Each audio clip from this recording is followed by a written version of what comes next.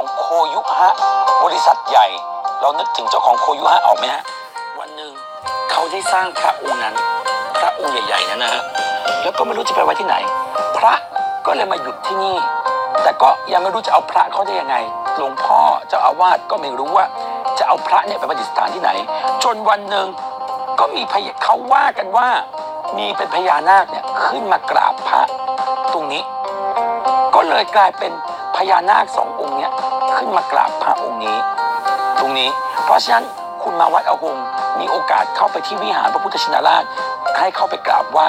ขอพรขอเรื่องด้วยว่าตำแหน่งหน้าที่การงานการเงินทุกสิ่งทุกอย่างตรงนี้สำคัญมากๆ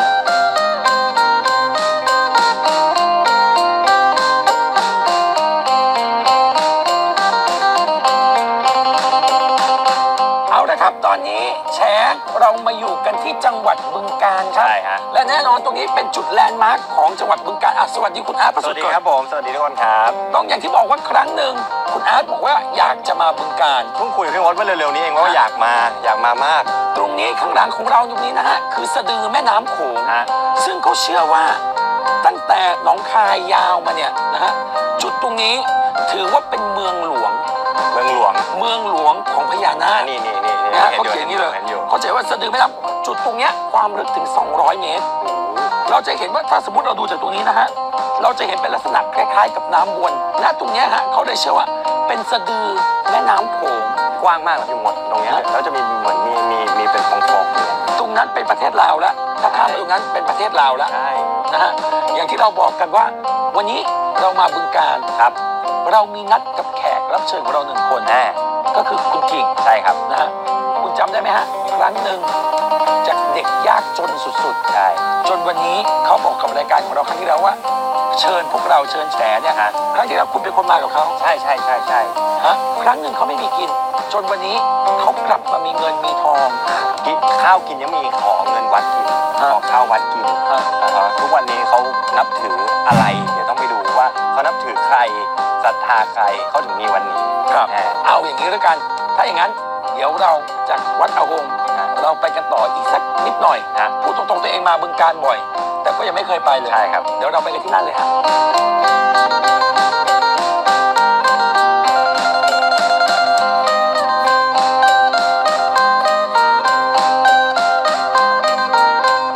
น้ำโขงครับจังหวัดบึงกาฬเป็นอีก1 จุดที่เมื่อกี้เราไปกันมาแล้วนั่นคือสะดือแม่น้ำโขงคุณกิ่งเกิดและโตที่นี่ใช่ค่ะ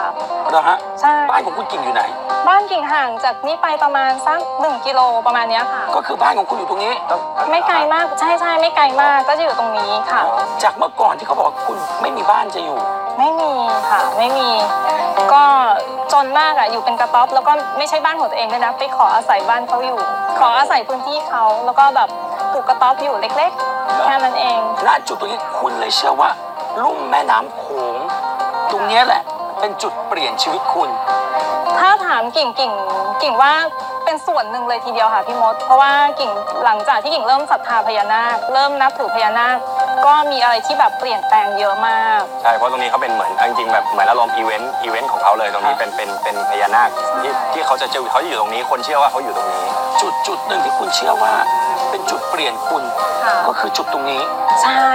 พระพุทธที่จริงแล้วเป็นพระพุทธนาคนิมิตใช่ค่ะพระพักนี่จะหันออกทางแม่น้ำโขงใช่ค่ะพระองค์นี้ยังไงครับจริงๆแล้วองค์นี้นะคะจริงๆแล้วคือมีพญานาคมาสื่อนะคะมีพญานาคใช่มาสื่อบอกว่าช่วยสร้างพระให้หน่อยเพราะว่าคือนาคเข้าโบสถ์ไม่ได้ค่ะพี่มดดำบอกว่าอยากให้สร้างพระริมโขงให้หน่อยเพื่อว่าพญานาคแล้วก็เหล่าบริวารเนี่ยอยากมากราบพระจะได้ขึ้นมากราบพระได้แล้วก็ต้องทำพิธียกด้วยนะคะให้พระสงฆ์เนี่ยยกให้นาคด้วยนะองค์เนี้ยคือเป็นของเขาไปแล้วอย่างเงี้ยค่ะจากเมื่อก่อนคุณบอกว่าเงินจะกินยังไม่มีเลยใช่คุณรู้พญานาคมาในฝันใช่ค่ะมาในฝันมาว่าอันนี้เหมือนที่บอกนะคะก็คือให้มาสร้างพระให้หน่อยแล้วหลังจากนั้นคือจริงๆแล้วกิ่งก็ไม่ได้เชื่อความฝันนะเราก็คิดมากฝันมากอะไรอย่างเงี้ยแต่ว่าทีนี้เนี่ยกิ่งก็เลยแบบว่ากึ่งท้าทายนิดนึงบอกว่าถ้าอยากให้สร้างก็ต้องให้มีตังค์ถ้าไม่มีตังค์แล้วจะสร้างได้ยังไงตอนนั้นยังจนอยู่ตอนนั้นยังมีบ้างนิดหน่อยพี่มดดำแต่ว่าไม่มีตังค์ที่จะสามารถแบบสร้างพระองค์ใหญ่ๆได้อะไรอย่างเงี้ยเราไม่สามารถทำได้เพราะจริงองค์นี้สร้างก็หลายตังค์นะเยอะอยู่ค่ะเยอะอยู่ค่ะก็เล เลยบอกว่าถ้าหากว่าพญานาคมาสื่อจริงๆอยากได้รถเบนซ์อยากได้ตังค์สัก3 ล้าน คือเป็นเงินสดภายใน3 เดือนได้ไหมถ้าเกิดได้เนี่ยจะเชื่อว่าพญานาคมีจริงอะไรประมาณนี้กิ่งก็ ได้ไหม ได้ภายใน1 เดือน ซื้อรถเบนซ์เงินสดได้เลย โอ้ อ๋อเหรอ ใช่ แล้วจุดตรงเนี้ยแหละ ฮะ ใช่ก็เลยต้องสร้างให้เนี่ยค่ะพี่มดดำ แต่คุณกิ่งเชื่อว่าเมื่อก่อนตัวเองเด็กๆ ไม่รู้อะไร คุณเชื่อบริเวณตรงนั้น ใช่ตรงเนี้ย เดี๋ยวเราเดินออกไปดูเลยก็ได้นะฮะ ไป บริเวณตรงนี้คุณเชื่อว่ายังไงฮะ จริงๆ ตรงนี้นะคะพี่มดดำเมื่อก่อนนี้จะเป็นถ้ำที่คนเฒ่าคนแก่เล่าให้ฟังนะคะ เป็นถ้ำอยู่ตรงนี้แต่ว่าทีนี้เนี่ยคือตรงเนี้ยส่วนมากที่เขาเห็นกันก็คือว่าช่วงปีใหม่ช่วงวันพระเข้าพรรษาออกพรรษาจะมีลูกไฟผุดขึ้นมาจากยอดตรงนั้นนะคะ ตรงไหนตรงเกาะเนี่ยเหรอฮะ ค่ะตรงที่มีต้นไม้เห็นไหมคะจริงมันก็เชื่อมต่อกันแต่ว่าตรงที่ลูกไฟขึ้นจริง ๆ ที่มีคนเห็นเยอะจะอยู่ตรงนั้นค่ะที่เป็นเห็นไหมคะที่เป็นยอดต้นไม้ขึ้นมาอันนั้นคือยอดถ้ำใต้พื้นตรงนั้นเป็นถ้ำค่ะ แต่ว่าพอดีน้ำเขาแบบเซาะมาเรื่อยๆแล้วน้ำท่วมก็เลยเห็นแต่ช่วงตรงนั้น จริงๆแล้วกิ่งบอกว่าเกาะตรงนี้ ค่ะ มีความหมายกับชีวิตของคุณ ใช่เขาคือเมื่อก่อนที่เราไม่มีอะไรหรือเวลาที่เรามีความทุกข์อะไรอย่างเงี้ยค่ะพี่มดดำเราก็จะแบบว่ามานั่งแล้วก็มองตรงนี้แล้วก็ขอพรอธิษฐานตรงนี้อะค่ะ เพราะว่าด้วยความที่เมื่อก่อนเนี่ยคือชาวบ้านบอกว่าตรงนี้มีลูกไฟพุ่งขึ้นมาอยู่ตลอดเลยนะมีลูกไฟพุ่งขึ้นมาแต่เราก็ไม่เคยเห็นหรอก แต่เราก็เลยมีความรู้สึกว่าต้องมีพญานาคหรือมีอะไรที่ศักดิ์สิทธิ์แน่ๆเลย พุ่งขึ้นมาในที่นี้คือไม่ได้เพาะเฉพาะวันหรือ ไม่ ที่ ค่ะ ก็ผุดขึ้นมาในระหว่างปี ใช่ ก็ ชา ผุ ว ดขึ้น บ้าน มาอย่างเงี้ยเหรอ ใช่ชาวบ้านจะเห็นค่ะแล้วกิ่งก็เลยคิดว่าตรงเนี้ยต้องมีอะไรแน่ๆเวลาที่แบบว่าเรามีความไม่สบายใจหรือว่าแบบมีความทุกข์อะไรอย่างเงี้ยกิ่งก็จะชอบมานั่งมองตรงเนี้ยค่ะ แล้วก็อธิษฐานไปเรื่อยๆของตัวเองแบบไปเรื่อยๆอย่างเงี้ยค่ะ แต่ณจุดตรงนี้กลายเป็นจุดที่ทำให้คุณ ค่ะ เปลี่ยนชีวิต ใช่ค่ะ ก็คือคุณเชื่อว่าพญานาค ค่ะ มาให้ ใช่เป็นกิ่งเรียกว่าแก้วเสด็จอะค่ะ แก้วเสด็จคืออะไรฮะ จริงๆแล้วที่กิ่งบอกว่ามีลูกไฟใช่ไหมคะก็เหมือนกันก่อนที่จะมีกิ่งมีตรงนี้นะคะ ก็มีชาวบ้านเห็นมีลูกไฟผุดขึ้นมาจากตรงนั้นเหมือนกันแล้วก็ลอยวนทั่วเลย บางคนเฒ่าคนแก่บอกว่า คือเคยมีชาวบ้านได้นะคะแต่ว่าเขาต้องแบบว่าเอาผ้าขาวไปลองไปอะไรเอาอะไรเงี้ยแต่ว่ากิ่งก็ไม่รู้เรื่องหรอกแต่ว่ามีอยู่วันหนึ่งคือเขาลอยเข้าไปในบ้านของกิ่งเองเลย แล้วก็หล่นปุ๊บลงมาแล้วก็เป็นอย่างนี้เลยอะค่ะจับได้ค่ะจับได้ ที่เนี่ยนี่พี่กิ่งเคยเล่าให้ผมฟังว่าจริงๆอะเห็นคือเห็นไม่ได้เห็นด้วยจิตนะคือเห็นด้วยตาของเขาเองเลยอะ ใช่คือลอยลงมาใช่ค่ะ แล้วก็ลูกไฟชาวบ้านก็ยังเห็นอยู่ตลอดนะคะปีใหม่ใช่ปีใหม่บางทีก็เป็นวันออกพรรษาเข้าพรรษาแต่ว่าไม่ได้ขึ้นเยอะนะคะพี่มดดำจะขึ้นลูกเดียว2 ลูกก็คือแบบเขาเห็นกัน แสดงว่าจากที่วันที่คุณจน ค่ะ ๆคุณเชื่อว่าหลังจากที่คุณอธิษฐานจุดตรงเนี้ย ใช่ค่ะ เป็นจุดเปลี่ยนชีวิตของคุณ ใช่ค่ะ เมื่อลูกแก้วนี้มา หรือคุณเรียกว่าแก้วเสด็จเนี่ย ค่ะ มาปุ๊บชีวิตคุณมีโอกาสเห็นเงินล้าน ใช่ใช่ค่ะกิ่งคือชีวิตเปลี่ยนเลยค่ะพี่มดดำคือเรารู้สึกว่ามันเปลี่ยนแปลงแบบเห็นได้ชัดเจนเลยมีโอกาสเข้ามามีอะไรต่ออะไรที่แบบว่าทำให้เราแบบว่าเป็นช่องทางทำเงินคือเหมือนประตูเงิน เปิดประตูเงินทุกช่องทางมาให้เราได้อย่างเงี้ยค่ะ จนเนี่ยค่ะตอนนี้คือแบบว่าชีวิตกิ่งก็แบบพลิกเปลี่ยนหน้ามือเป็นหลังมือเลย ตอนนี้เห็นทำบุญเยอะมากต้องบอกว่าทำบุญเยอะ เขา มาก บอกว่าเงินที่คุณได้จากการทำงาน คุณก็จะมาสร้างโบสถ์ที่เนี่ย ใช่ค่ะก็สร้างโบสถ์ตรงนี้แล้วก็เนี่ยค่ะก็จะบูรณะให้ดูดีขึ้นนะคะ ตรงนี้คุณเชื่อว่าเป็นเมืองพญานาค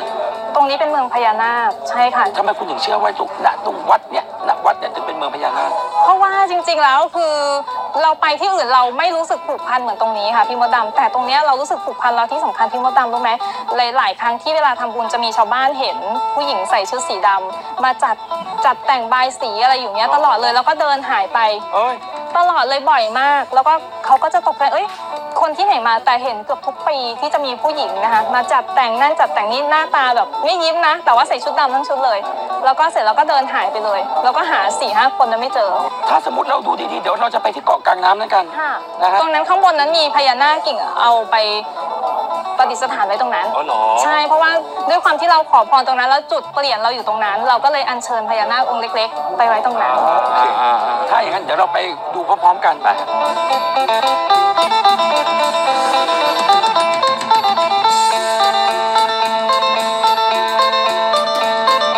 พี่กิ่งทำไมตรงนี้มันเหมือนแบบมีคนมาขุดเลยอะ ใช่จริง ๆ คือนี้เป็นรอยขุดนะคะ แล้วก็ คุณอาสังเกตตรงนั้นที่เป็นก้อนอิฐเห็นไหมคะจะเป็นก้อนอิฐโบราณใช่คือตรงเนี้ยมันเป็นก้อนธาตุเหมือนที่บอกนะคะทีนี้เนี่ยสมัยก่อนถ้ามีก้อนธาตุมีอะไรอย่างเงี้ยของพวกของมีค่าอะไรเขาจะมาฝังไว้ที่นี่อ๋อเหมือนคนสมัยก่อนทำสัญลักษณ์ไว้อย่างเงี้ยเหรอหรืออารมณ์ประมาณนั้นใช่ประมาณนั้นค่ะทีนี้พอตรงนี้เป็นที่รกร้างอย่างนี้ใช่ไหมคะก็มีชาวบ้านมาขุดเคยขุดได้ของไปด้วยเคยขุดได้พระได้เห็นว่าตอนนั้นได้พระใช่แต่ว่าเหมือนกับว่าอยู่ไม่ได้สุดท้ายก็ต้องเอามาฝังคืนไว้ตรงก็คือเรียกว่าถ้าเกิดสมมติตามความเชื่อของผมมันก็คือเหมือนมีอาถรรพ์นะไม่ใช่ของเราพอไปเอาแล้วเขาก็ตามเราไปบ้านแต่นี่ต้องเป็นความเชื่อวิจารณญาณส่วนบุคคลนะครับแต่สำหรับผมนะเวลาผมเจออะไรที่อยู่ตามพื้นหรืออะไรเงี้ยผมจะไม่ค่อยเก็บเพราะรู้สึกแบบมันไม่ใช่ของเราอะแล้วหรือถ้าเกิดมันจะเป็นของเราจริงๆคนนับถือพญานาคหนึ่งอย่างเลยเมื่อไหร่ที่นับถืออะเดี๋ยวจะมีคนมาให้อยู่เรื่อยๆเดี๋ยวมาเรื่อยๆเดี๋ยวมาให้อยู่แต่มาให้กับมือแต่ถ้าเกิดตกเนี่ยผมจะไม่ค่อยหยิบอันนี้ความเชื่อที่ถูกต้องเชื่ออย่างงมงายฮะไปเราค่อยๆเดินกันดีกว่า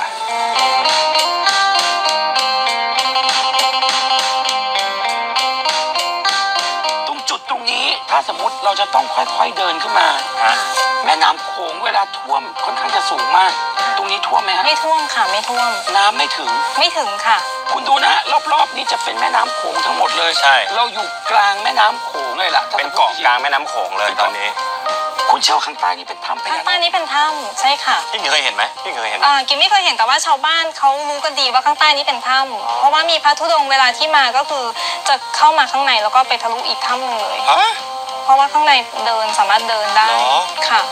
ทุกวันนี้เราก็ไม่รู้ว่าใต้ถ้ำนี้มีอะไรใช่ค่ะก็ยังเป็นปริศนากับแม่น้ำโขงอยู่ว่าตรงนี้คืออะไรแต่โอเคศาลนี้เป็นจุดหนึ่งที่คนจะมากราบมาไหว้และตรงนี้เป็นแค่ศาลเพียงตาเป็นศาลเพียงตาเล็กๆเคยมีปาฏิหาริย์อะไรเกิดขึ้นกับศาลนี้บ้างไหมครับปาฏิหาริย์นี้ก็คือส่วนมากคือมีแต่กิ่งที่มาขอพรนะคะพี่มดดำแล้วก็เหมือนที่บอกขอทุกครั้งก็ได้ทุกครั้งอ่ะค่ะแล้วกิ่งก็จะมาจุดธูปอย่างเงี้ยค่ะก็จะมาแล้วก็เอาเผือกเอามันเอาฟักทองอย่างเงี้ยมาถวายอันนี้ก็อย่างเฉพาะคนที่รู้ใช่ก็คือชาวบ้านแถวนี้เท่านั้นถึงจะรู้เฉพาะอำเภอนี้ด้วยซ้ำไปตำบลด้วยซ้ำค่ะ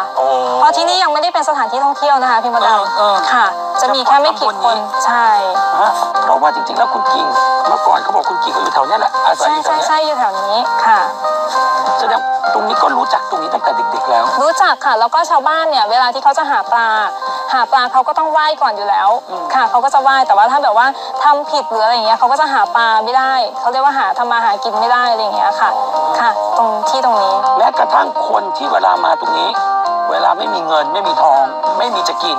ก็จะมาขอตรงนี้ก็จะมีกินใช่คืออย่างชาวบ้านเขาก็ไม่ได้ขออะไรมากมายใช่ไหมคะพี่มดดำเขาก็จะหาปูหาปลาเขาก็จะยกมือไหว้ขอให้ได้เท่านี้นะอะไรอย่างเงี้ยค่ะหาปลาได้เยอะใช่เพื่อไปขายเพื่ออะไรเงี้ยเขาก็จะได้กัน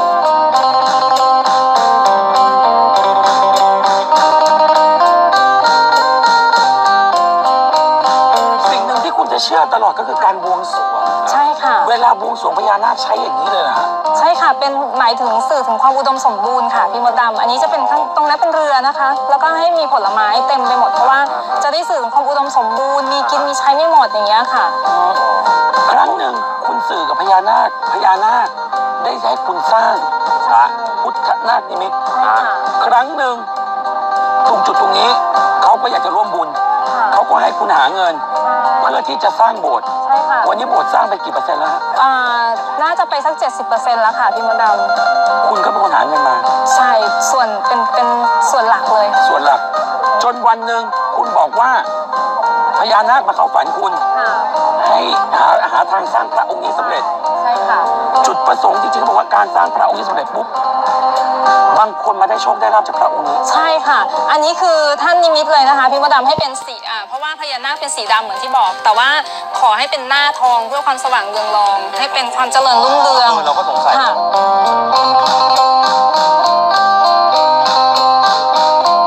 แต่สิ่งหนึ่งที่ครั้งที่เราคุยกับคุณแล้วค่อนข้างจะมีฟีดแบ็กกลับมาเยอะเหลือเกินคือเกี่ยวกับกระเป๋าสตางค์ใช่ค่ะพี่มดดำตอนนั้นจำได้ไหมคะพี่มดดำกิ่งไปออกรายการแฉแล้วก็หลังจากที่ออกรายการแฉมาก็คือมีคนสนใจกระเป๋าเยอะมากจนกระทั่งวันนี้กิ่งได้ตังค์1 ล้านบาทเพื่อมาถวายกฐินในวันนี้เลยนะจาก รายการ จากรายการแฉมาถวายกฐินวันนี้ ใช่ค่ะ เพื่อที่จะสร้างโบสถ์ ใช่แล้วก็มีคนที่มาจากรายการแฉเลยนะประมาณ 200-300 คนนะวัน อ๋อ นี้ ที่มาตรงเนี้ยนะฮะ ใช่ที่ใส่เสื้อสีดำเนี่ยมาใช่หมดเล อ๋อย นี่มาจากรายการแฉเกือบหมดเลย ใช่ค่ะ ทำไมอยู่ดีเขาถึงทำกระเป๋าสตางค์ซึ่งกระเป๋าสตางค์ที่ไหนก็มี ใช่ค่ะจริงๆแล้วกระเป๋าสตางค์ตรงนี้คือเขาเรียกว่าเป็นเครื่องรางค่ะพี่มดดำแต่ว่าจริงๆแล้วเครื่องรางจริงๆคนเราที่ศรัทธาพญานาคหรือศรัทธาสิ่งศักดิ์สิทธิ์อะไรก็แล้วแต่ไม่จำเป็นต้องมีอะไรที่เวอร์วังอลังการ ไม่จำเป็นต้องมีอะไรที่แบบว่าเป็นแบบเวอร์ไม่ต้องนะคะแต่ว่าทีนี้เนี่ยมาในรูปแบบกระเป๋าได้ ที่มาที่ไปของกระเป๋าสตางค์นี้ก่อน มันเริ่มมาได้ยังไง จริงๆแล้วพญานาคมาเข้าฝันแล้วทีนี้เนี่ยเราอยากจะสร้างโบสถ์ให้เสร็จ ก็ไม่รู้จะทำยังไง ก็อธิษฐานถามว่าเราจะทำยังไงดี ก็เนี่ยค่ะเกิดอาการปิ๊งแบบว่าต้องทำเป็นกระเป๋าสตางค์ขึ้นมา แล้วก็ต้องมีสีต้องทำสีตามวันตามอาชีพการงานที่ทำอย่างเงี้ยค่ะ ถึงจะทำแล้วใช้ได้ผลจริงๆ ไอ้ความพิเศษของคุณเนี่ยคุณจะเชื่อว่าวันที่เปลี่ยนกระเป๋าสตางค์ก็สำคัญ ใช่ค่ะวันนี้อย่างเช่นอย่างวันนี้ค่ะพี่มดดำถ้าเราให้เราดูจริงๆแค่รับสุดยอดเลยนะคะจริงๆให้เราดูวันข้างขึ้น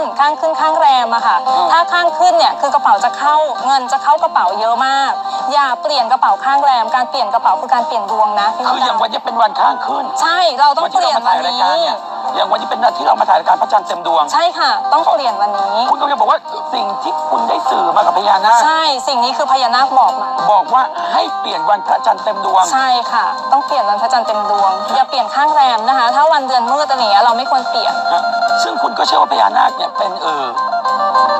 เทวดาที่มีทรัพย์สินเยอะ ใช่ เขาบอกเคล็ดคุณก็เลยบอกว่าไอ้สีพวกเนี้ยเขาเป็นคนกำหนดไม่ใช่คุณกำหนด ใช่ค่ะ เขาบอกกระเป๋าสตางค์เนี่ยมันหมายถึงดวงการเงินของเราเหมือนกัน ใช่ค่ะ การเปลี่ยนกระเป๋าคือการเปลี่ อั ย น น นี้เป็นสูตรของประเทศจีนเขาก็คิดอย่างนั้นตามหลักฮวงจุ้ยชีวิตเนี่ยเขาเชื่อว่ากระเป๋าสตางค์เนี่ยเป็นจุดบ่งบอกเหมือนกัน แต่สิ่งที่พญานาคสื่อคุณคือให้เปลี่ยนข้างขึ้น ใช่ให้เปลี่ยนข้าง พระจันทร์เต็มดวง ใช่ค่ะ จริงๆก็คือวันพระใช่ไหมฮะ ใช่ค่ะ หรือถ้าไม่เป็นวันพระก็ต้องเป็นวันที่มีพระจันทร์ที่แบบว่ามีพระจันทร์ดวงใหญ่อะค่ะ ไม่ให้เปลี่ยนวันข้างแรมหรือว่าเดือนมืด เปลี่ยนไม่ได้เพราะเงินก็จะดับไปด้วย จริงๆแล้วนะวันนี้ใครสนใจของคุณติดต่อได้ที่ไหนบ้างฮะ ค่ะ เดี๋ยวกิ่งให้ช่องทางติดต่อไว้ ตรงนี้ ค่ะ นะฮะจริงๆแล้วสิ่งที่คุณเชื่อถ้าจะถามว่าพญานาคสำหรับคุณเกิดตรงลุ่มแม่น้ำโขงแห่งนี้พญานาคมีจริงไหม พญานาคมีจริงค่ะพี่มดดำแต่ว่ากิ่งต้องเรียนตามตรงว่าถามว่าพญานาคตัวจริง ๆ แล้วรูปร่างยังไงกิ่งไม่ทราบแต่กิ่งเชื่อว่าพญานาคสามารถแปลงกายได้ จะเป็นอะไรก็ได้ที่ทำให้เราเห็นสามารถแปลงได้หมดเลย จะเป็นมนุษย์เป็นอะไรก็ได้ ณวันนี้ถ้าจะถามว่าชีวิตคุณมีเงินจากที่เคยจน ค่ะ ๆมีเงินลืมตาอ้าปากมีเงินทำบุญทีละเป็นล้านๆคุณจะเชื่อว่ามาจากพญานาคทั้งหมดเนี่ยเหรอ คือกิ่งเชื่อว่าต้องความพยายามของกิ่งด้วยพี่มดดำแต่หากว่าเราไม่มีอะไรที่หนุนนำเรา หรือไม่มีอะไรที่คอยอุปถัมภ์เราในอีกทางโลกหนึ่งอะนะคะกิ่งก็เชื่อว่ากิ่งได้ไม่ถึงวันนี้อะค่ะ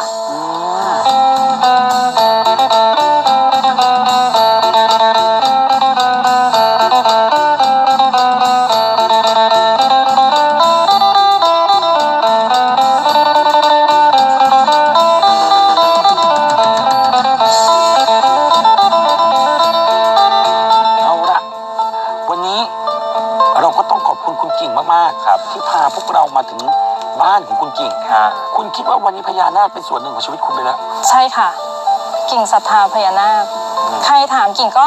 ก็สามารถพูดได้เลยว่ากิ่งศรัทธาพญานาคแล้วก็พญานาคมีจริงค่ะ แต่จริงๆนะศรัทธามันสร้างทุกอย่างจริงๆผมเคยบอกว่าไม่ว่าจะทำอะไรก็แล้วแต่ให้ศรัทธาเยอะๆศรัทธาแล้วเขาจะมาอยู่กับเราเอง ต่อให้เราไม่ใช่สายยานเดียวกันศรัทธาเยอะๆเนี่ยมันทำให้สิ่งศักดิ์สิทธิ์นั้นมาอยู่กับ ค่ะ เรา แต่เราไม่งมงายนะพี่อา ใช่ ร์ตคือศรัทธาเนี่ยเขาจะเป็นจุดเริ่มต้นของความเจริญรุ่งเรือง ใช่ แต่ถ้างมงายเมื่อไหร่เนี่ย เรียบร้อย เรียบร้อยเลย มันคือเส้นบางๆกันครับ ใช่ คำนี้เคยบอกอยู่แล้วความเชื่อกับงมงาย ค่ะ แยกให้ถูกงมงายคือทำให้เราเสียทรัพย์อะแต่ความเชื่อทำให้เรามีสิ่งเจริญ ใช่ค่ะ มาหาตัวเรา เอาละวันนี้ต้องขอบพระคุณคุณกิ่งมากๆ ครับ นะ ขอบ ฮะ คุณครับ ขอบ อี คุ ก ณ ครั้งหนึ่งเส้นทาง ค่ะ การติดต่อคุณกิ่งตามที่อยู่ที่ขึ้นไว้ตรงนี้ ค่ะ นะฮะ